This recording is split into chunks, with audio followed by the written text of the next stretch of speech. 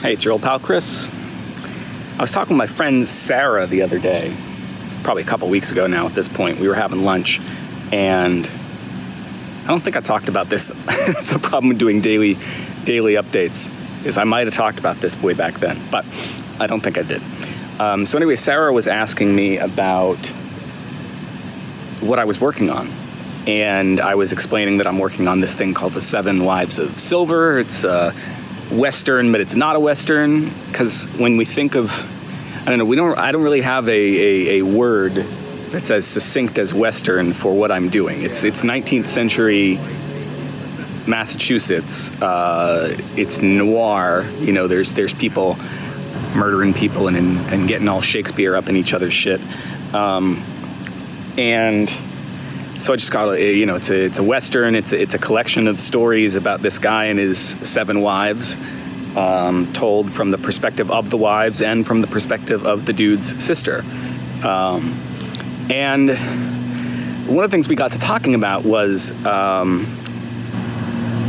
why I feel supercharged about this stuff in ways that I didn't feel supercharged about the stuff I was working on in grad school. I certainly loved the stuff in grad school to a certain extent, but there was something, especially in the years after grad school, something that changed. I wasn't as excited about the stuff anymore. And I think that was because somewhere along the line in grad school, I decided I needed to be normal. I needed to write literary fiction. And abandon all the sort of weird stuff that I'd done as a kid. You know, my first ever attempt at a novel is sitting in a red notebook at home. It's called, I want to say it's called The Skull, but it's probably not called The Skull. It's in a red notebook. It was a horror story. I had one called Heroes of the Realm, which was a fantasy story, and I did comic books for ages and ages before going off to college and to grad school.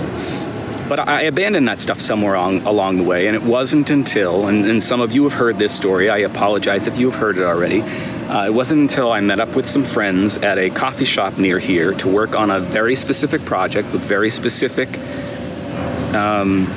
needs that I injected the weirdness of myself back into my writing, and ever since then, I've been having a damn good time.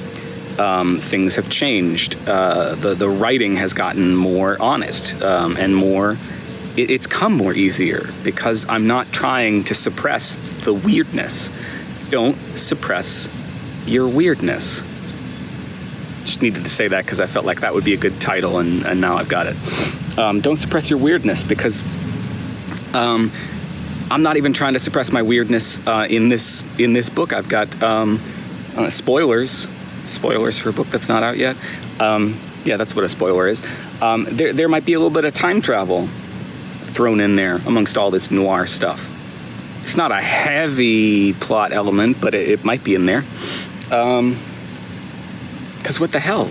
There might be connections to my other stories, which is something I've always prided myself on. And I think there's a certain freedom that maybe I would have if I were pursuing traditional publication, but I don't think so.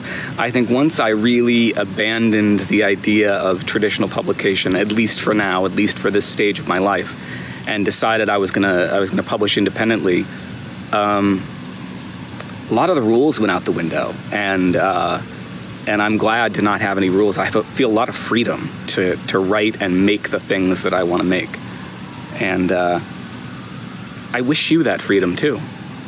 You know, just do what makes you happy and what you can do.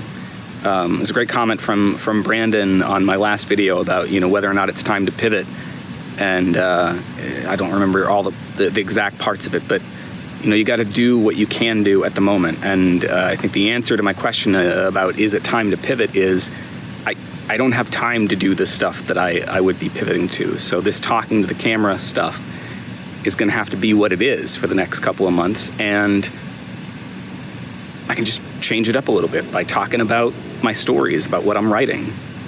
And that's what I'm going to do. That's what I just did. Success.